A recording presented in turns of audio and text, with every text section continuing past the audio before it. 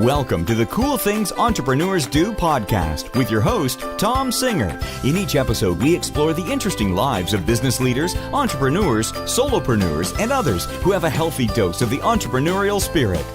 It is time to explore something cool. Now, here is your host, Tom Singer. Hello, and welcome to another episode of Cool Things Entrepreneurs Do. Thank you so much for pulling your chair up to the Cool Kids table. I created this show about 4.5 years ago with the purpose of bringing really interesting people in to interview them to find out nuggets, ideas, theories, and thoughts, because I am a strong believer that success leaves clues. Now, if you've been listening to this show lately, you know that I have switched from 2 interviews a week to 1 interview a week, but I'm going to let you in a little secret. I have interviewed so many people since the first of the year that I have my interviews for Thursdays in the can all the way up until almost May 1st. So the problem with that is when you stumble upon something where you think, oh my God, the listeners of the show have to know this, it means that I have to either put them off till May or I have to use one of the Tuesday spots. So instead of me just talking about something that I'm observing in the world of entrepreneurship and business, I thought I would bring my friend James Fell, who is the author of a new book called The Holy Shit Moment. Yes, that is the title of the book. I thought I would bring him on, and we're going to have a little discussion about creating change, because this is something that I have been doing a lot of. You know, if you listen to the show, I've been pretty open with the fact that last year was kind of a flat year, and I had to change. I've got to pop it up a bit. Well, we're a month into the year, and that's actually happening. Things are going pretty well, and one of the things that I did is I picked up a new book about a week ago called The Holy Shit Moment. And even though I know James, sort of, we're part of sort of a circle of professional speakers and writers together. I don't know him well, but as I've read this book, I realize that he is on to something. If you want to get on the early stages of reading a book that people are going to be talking about for a long time, like, you know, people still are talking about Good to Great. It came out like 18 years ago or 15 years ago. I think this book is going to be one of those books. Now, you could call me in 15 years and go, nobody read it, Tom. But I think if you want to get in on a book that people are going to really talk about, and if you care about creating change in your life and your career, this is something you need to do. So I asked James to come on to this special Tuesday episode, and we're going to get deep about how do you create change. But before I bring James onto the show, I have to thank the sponsor of this episode. So this episode is brought to you, as many of them are, by my friends at Amplifier. Now, many of you out there, you have physical products that you ship to your fans and your customers. But dealing with all the shipping and the packing and the going to the post office, that steals all your precious time. Well, my friends over at Amplifier, they blend order fulfillment, screen printing, and on-demand production into a single self-service platform that you fully control. And that's who I work with for the Try New Things t-shirts that many of you have already bought. If you want to buy a t-shirt, you can go to trynewthings.shop right now, and the order will go straight over to Amplifier. They will print it, pack it, and mail it, and you'll have it in just a few days. So they integrate with your e-commerce shop, like they do mine, and they help drive any giveaway campaigns that you do. They're great for big companies or small. Now, on-demand production means you don't have to stock up on inventory. I don't have 1,000 shirts sitting there in the warehouse. I have no shirts. You order, they print. It's awesome. But as you grow and you have more money and you want to save a little bit, they can do big orders for you as well and take care of the fulfillment out of the warehouse. So go over to amplifier.com/coolthings and sign up today. So James Fell, welcome to Cool Things Entrepreneurs Do. I'm so honored to be considered an entrepreneur. I just thought I was a guy that wrote silly sentences on the internet.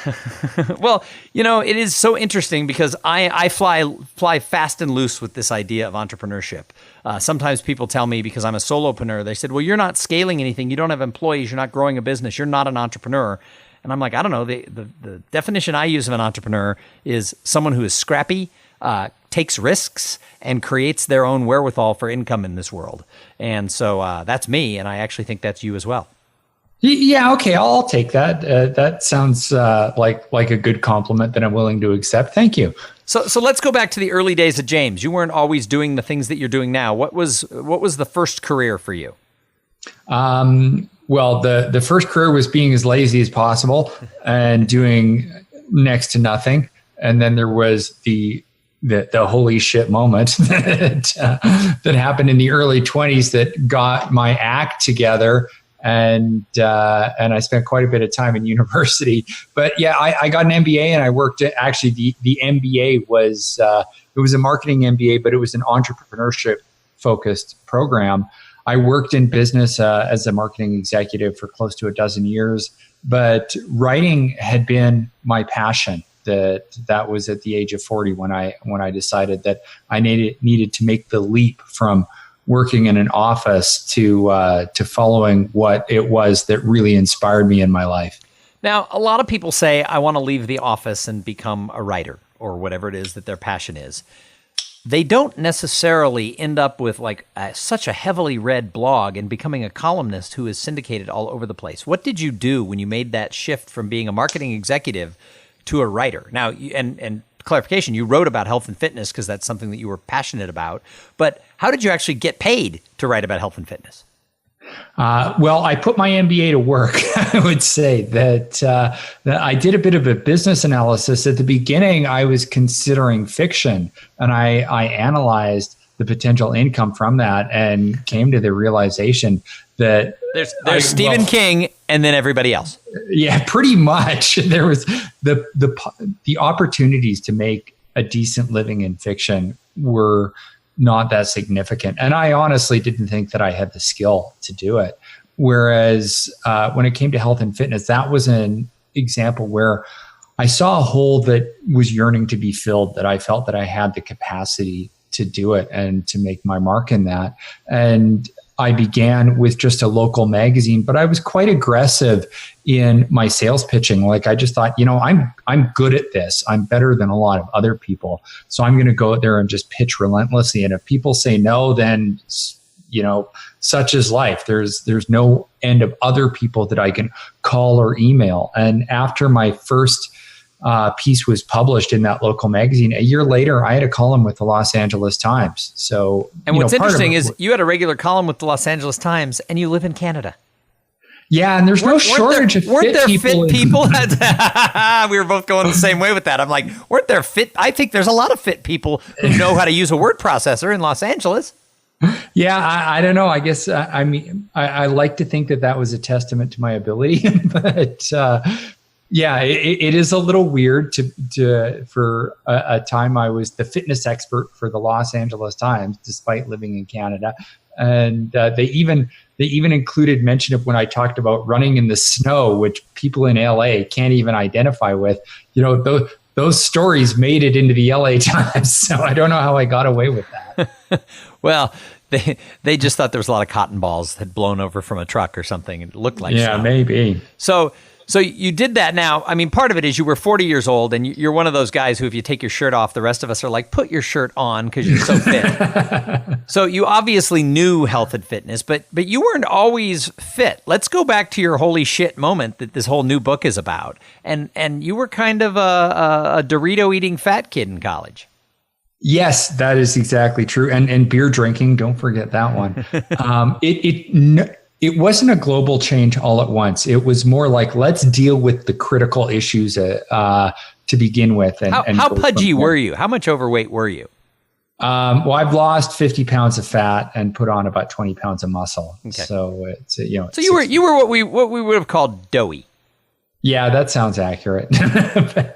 but yeah, that was not the first thing that I tackled. The first thing that I tackled was the more imminent crises. The big ones being kicked out of school and credit card companies calling. So you had bad grades, debt, and you were tubby. Yes.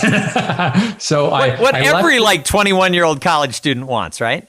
Yeah, and not only that, but there was some fear that being kicked out of school that I was going to lose this wonderful girlfriend that I had. That she was a straight A student that was destined for med school, and I just didn't think that she was going to stick with a guy that was a drunken dropout that was letting his health go down. Wait, this gets worse. Flunking out, lots of debt, and fat. Why did she go out with you in the first place?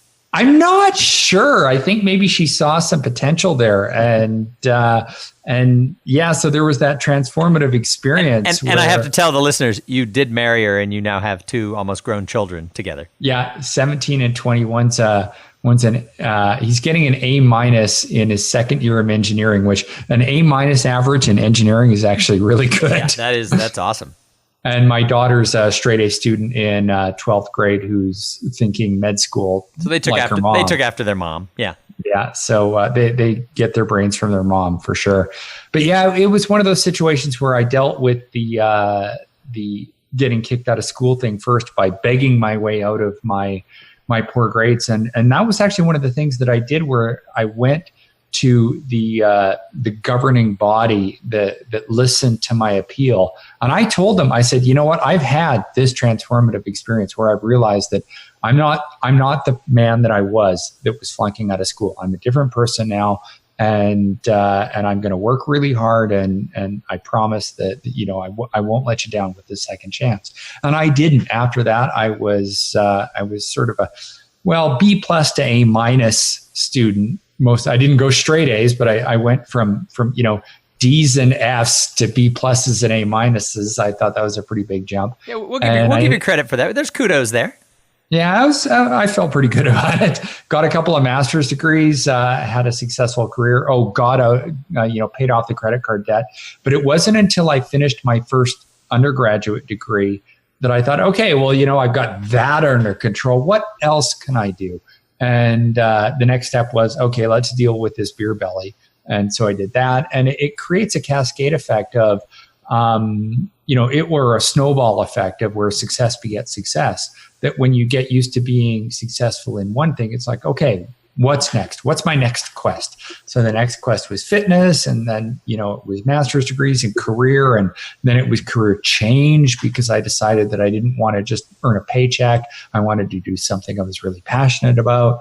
And after making a big impact as a freelance writer, it was like, okay, now books, and then speaking career. There's always thinking, what's next? And I'm already thinking, after this, well, one day I think I might want to try and write a novel, now that I've got much more experience in a large platform. That, as the next quest is writing a novel, and hopefully it won't suck. So I wanted to talk today about kind of this whole thing around creating change in your life. And, for the people who listen to this show regularly, I talk pretty openly about things that I've changed the last almost 3 years. When I turned 50, I made a decision I was going to make age 50 to 75 the best years of my life. And I always like to put a caveat. It's not like my life sucked. So that was a big challenge. I had some good things that happened in the first half of my time on this planet. But the first thing I did was I lost 30 pounds. And I did it through running. Now, I was a kid who never run. I don't think I'd ever run a mile in my life. My daughter had said to me, well, wait, Dad, you ran that 5K that one time. And I said, no, there was a thing that happened during that 5K. It was called walking. And so I don't think I'd ever run a mile ever. And then I ended up running, 13 plus there for that half marathon. Along the way, I lost 30 pounds. And then I just sort of decided that I was going to keep trying things that seemed hard. I kind of have figured out in the last 3 years that I, like a lot of people, had only done things that came easy to me. So athletics wasn't easy, so I didn't do it. Mm-hmm. People say, oh, but public speaking's so hard. Well, I had to learn how to do it, but it wasn't. I had a natural kind of a gift to be able to get up and share a story. And so I found that I wasn't doing things that weren't naturally going to be easy. And that's fine. You can build a whole career and have a whole life by just taking the easy path.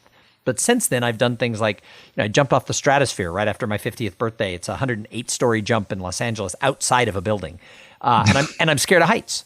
And I did that. And I went ziplining because I'm scared of heights. And I've done all this stuff. I took up doing stand-up comedy. Our mutual friend, Andrew Tarvin, took me to an open mic night in New York. And I was petrified. And I did it, and I lived, and I wasn't great. Professional comedians aren't worried about job security because I did an open mic night. But I decided I was then going to go out and do 100 of them because that's where the growth and the learning would come in. So I have put into effect in the last 3 years all of these changes. And I find that every time I do one, it's easier to do the next one. And in fact, I talk about, a couple years ago, almost 3 years ago, jumping off the stratosphere. I was back in Vegas, and as a Christmas present to my future son-in-law, my daughter just got engaged, we bought him the sky jump. And there's nothing better to do to your future son-in-law than throw him off a 108-story building. And my daughter said, "Are you doing it with him?" And I said, "Yes, I'm doing it with him." So he and my other daughter, not the one he's marrying, she was like, "I am staying on the ground. Thank you."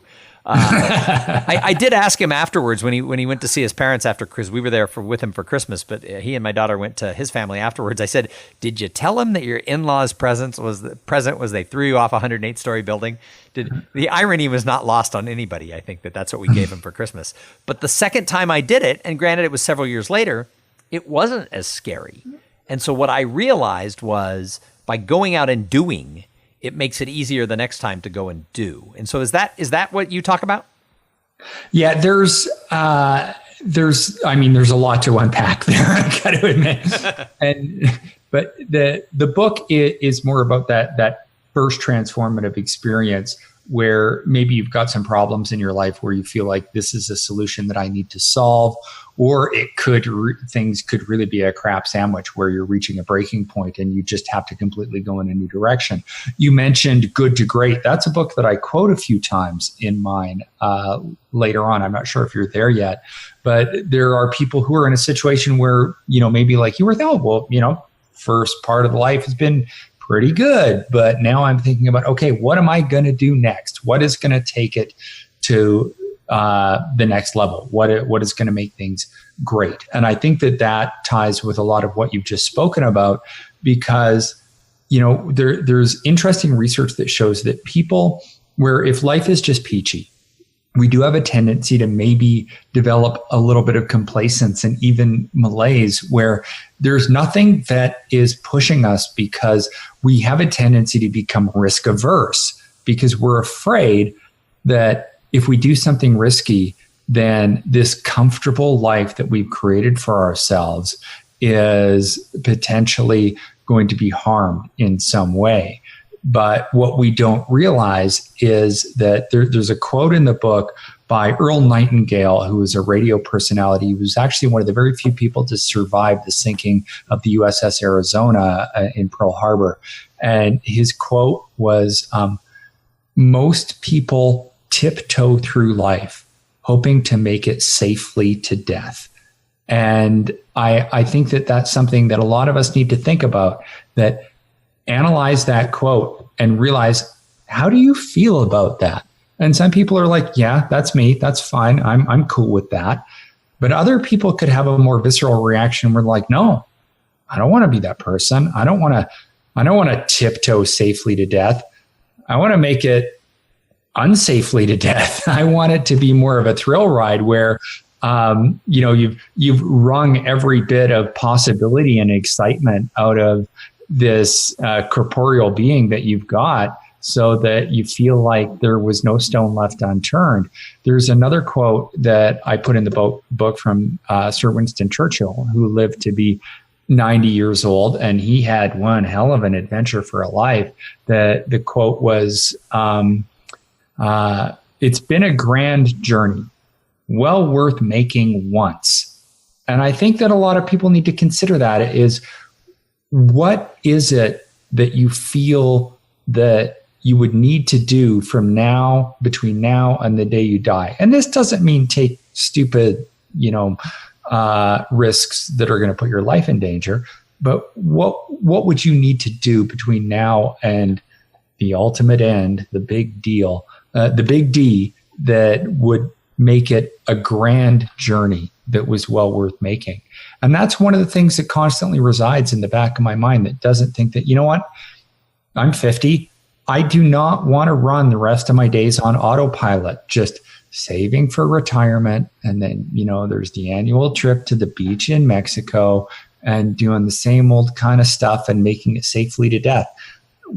There's still thrills ahead of, adventures to be had that I'm not ready to relinquish yet, just because I got a little bit old. Well, I mean, I'm excited about what I've done, because it really has made my life better by trying these new things and saying yes instead of no to things that maybe wouldn't be my natural instinct to go do. It's made me better and stronger not only in life having more fun, but also in my career. I recently was the MC for a large association, about 2,000 or 3,000 people in their audience, and I had been the MC in 2017, and they liked me and thought I was a great master of ceremonies for a 4-day event. They brought me back in 2018, and after it was over, the meeting planner came up to me and she said, "I thought you were good. It's why I rehired you." She goes, "But you were great." And she asked me, "What's the delta?" And I said it was the fact that I started doing stand-up at 51 years old. And she said, "Yeah, but you weren't out there telling jokes. You weren't being a comedian." And I said, "No, but having at that time, I'd done like 15 open mic nights." I said, "It's made me more confident and more playful with an audience." And I'm not, if I can do open mic, I bomb a lot. I get up there for 5 minutes and people don't really laugh. And the jokes I think are funny aren't, although I'm getting better.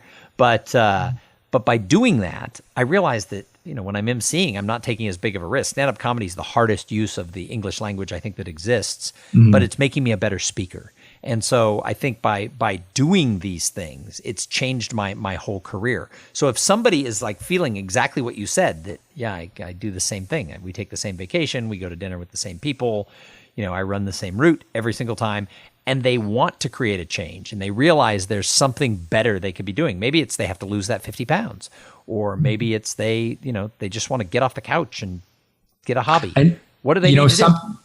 Something interesting happened to me just yesterday that reinforced some of this, that it doesn't always have to be big. Sometimes it can be small. So with this book coming out just over a week ago, I've been doing interviews and podcasts with, papers and TV and radio and just none as great as Cool Things Entrepreneurs do, though. None as good as this one, I got to admit. But yesterday I was starting to feel pretty run down because it's been nonstop for about 2 months. And I'd done 4 interviews yesterday, and it was my last one of the day. And it was another one. It was for a radio station in Montreal, and it was just about to start. I was on hold. The producer had called, and it's like, "Okay, we're ready to go. You'll hear the click, and then you'll be live. And are y'all ready?" And I'm like, "Yeah, I'm ready." And it was that sort of 30-second gap where you're listening to the commercial on the radio and you're ready to go. And I was just like, let me just get this over with and let this day be done. And it occurred to me that this was rather hypocritical of me, that here I was going to preach about, the excitement for your passion in life. And here I was feeling a little bit run down, because it was a lot of the same thing over and over again. But something just sort of clicked in my brain that I realized that there were people listening to this radio station in Montreal that didn't know what my name was. They'd never heard me speak before. They had never heard of this book before. And this was my opportunity to maybe reach just one person that was listening. And I'm supposed to be talking about something that's really exciting, about chasing your dreams, finding out what those dreams are and chasing them with inspired vigor. And I'd be damned if I was going to be boring about it. If there was just that one person that I could excite in that Montreal talk radio audience, then I was going to do my very best. And that change happened in the space of a few seconds right before the announcer came on. And I think I gave one of my best interviews I'd ever given, just because in a moment I decided I'm going to go for it and do my very best. And afterward, it's like the rest of the day was great. Like I went up and I told my wife exactly what happened. I said that, what? I explained everything I just explained to you. And for the rest of the night, I was happy while I was making dinner and, working out later on. Like everything was just cool. It just picked me right up. So is at the basic level, is change a choice? It in some ways it is, but in other ways, what we talk about in the book is that it's more of an awakening because, I know we haven't gone into a lot of the details about what this book is about, but it is the sudden finding of inspiration that is not the tortoise approach. It's not slow and steady. It's not baby steps. It's finding, it's when information in your unconsciousness suddenly coalesces in a profound way that delivers unto you with a flash of sudden overwhelming insight, an emotional experience that says, this is what you've got to do. And that's not so much a choice as it is a sudden awakening that carves a new purpose into your being, like a chisel working on stone, that just says, you got to do it. And you're like, I cannot deny this. I must. I have to go in this direction. So no, actually, I'd say it's not really a choice, because a lot of these people feel like they don't have a choice. They just have to. And that is why they're so driven. So James, I've got more questions for you. We're not stopping this interview. I've got more for you, but I got to thank the other sponsor of this episode. So this episode is brought to you by Podfly Productions. Podfly takes the time and the headache out of creating your own podcast.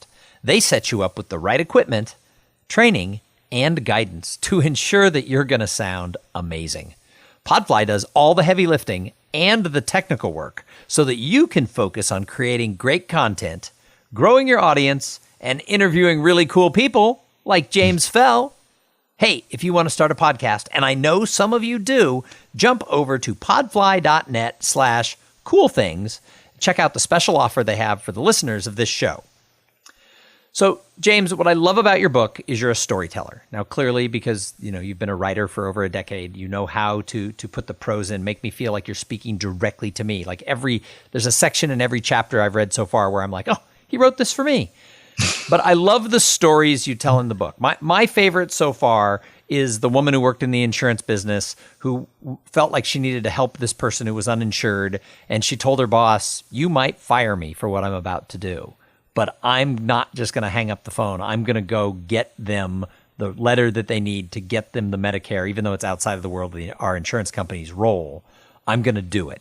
And her boss let her do it, and she continued to work there. But after that happened, she suddenly realized that being a customer service person for an insurance company was not it. And she went and got an advanced degree and changed her whole world. It didn't happen overnight, but from that day forward, she had to go get that extra degree. And one of her friends, she was thinking, oh, but that's going to, I still have to work. It's going to take, 10 years before I'll ever have the right certifications to be able to start this thing and do what I want. And her friend said, you're going to be 10 years older either way, either without the master's degree or the PhD or whatever it is, or not.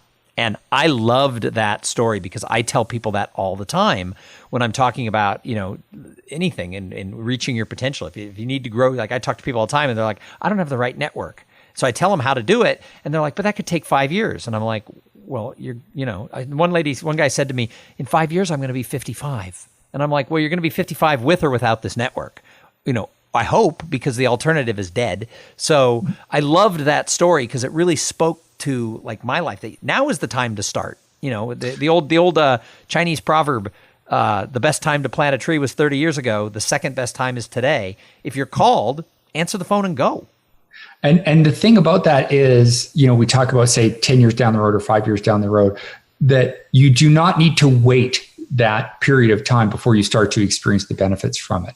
You begin experiencing the benefits immediately simply because of the decision that you've reached that I'm going to do this. It's a dramatic mood shifter. For example, that mood shift that I had back in my 20s when I realized that I'd been very lazy and that I was flunking out of school and all that kind of stuff, I was in a state of despair. And with that instantaneous realization that I could get to work and fix all of the problems that I had, there was a great relieving of burden, where it's called dramatic relief, where suddenly you just feel an overwhelming powerful sensation of that everything's going to be okay, because you see the light at the end of the tunnel and you're moving in that direction now.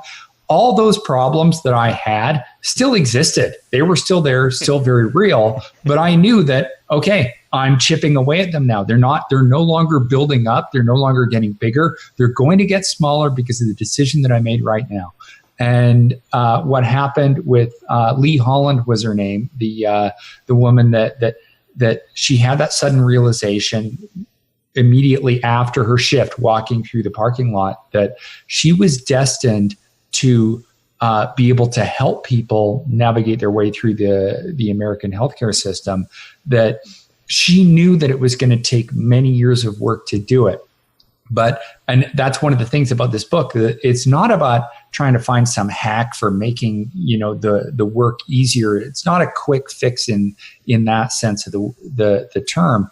What it is that what changes quickly is your attitude toward that work, where what was once may have seemed like drudgery has come to feel like your destiny, where it's not work, it is something that you are compelled to do.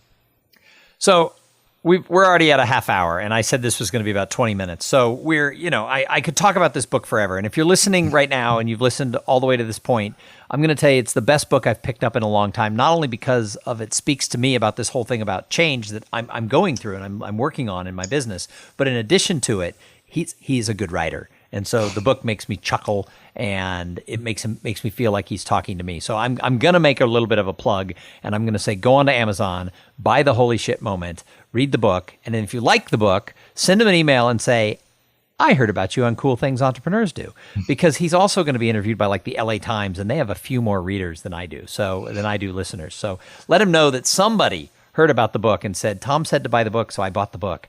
And then he can smile and buy me a beer someday. So, James, before I let you go, can you sum it up into just maybe a couple of sentences? What's the biggest takeaway why someone needs to read this book?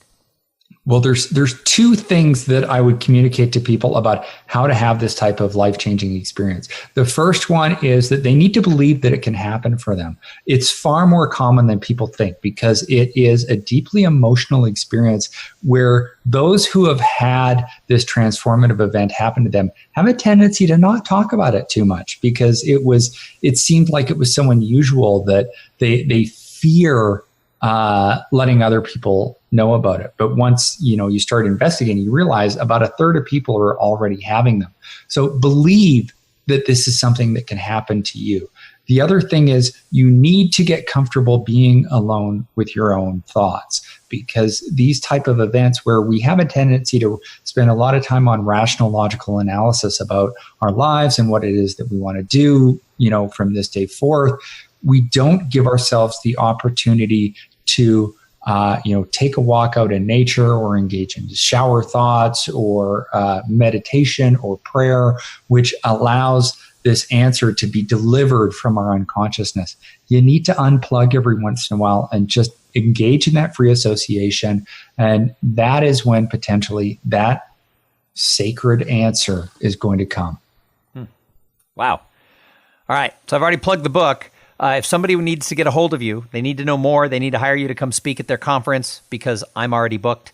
I'm just kidding. How do they find you? Bodyforwife.com. So again, you mentioned, the health and fitness background. It was a play on words from when Body for Life was popular. I got in shape before proposing to my wife, so that was kind of where it came Body from. for Wife, I get it. Yeah, bodyforwife.com. There's a tab for books that has every link that they can possibly imagine for purchasing it, including on Audible. Audible just said apparently it's an Audible bestseller now. And if they want to check out my speaking page, there's a tab for speaking as well. Awesome. Well, James Fell, I've really enjoyed getting to know you of recent, and you're sort of my one to watch as an author and a speaker, because I think that you have a lot of what I call sort of the boxes checked in the right order. So hopefully when you're super famous, when you come through Austin, you'll still go out and have a beer with me. I love Austin. I'll definitely do that. I've been there a couple of times. It's a great town. Awesome. Well, thank you so much for jumping in here on this special interview Tuesday show. Like I said, the Tuesdays are usually just me, but I couldn't wait until April or May to share the information in your book, because I'm really loving it. So thanks for joining me. Thanks, Tom. Hey, and thank you to everybody for tuning in. I say it every single episode. If it wasn't for the audience, we wouldn't have a show. And if you are looking to create change in your life, go and buy The Holy Shit Moment. And if you're looking for anything about me, you can find everything you need to know at tomsinger.com. That's THOMSINGER.com. If you like the show, go over to iTunes and subscribe and leave one of those reviews. It just makes my day better when there's a new review. So it's so simple to make my day better. It takes very little. And then I'm going to challenge you as you go out here. Go out there and try something new. And while you're doing it, have a great day. Thank you for being part of the Cool Things Entrepreneurs Do podcast. Without your participation and listening to these conversations, there is no show. Connect with Tom at tomsinger.com and follow him on Twitter at tomsinger.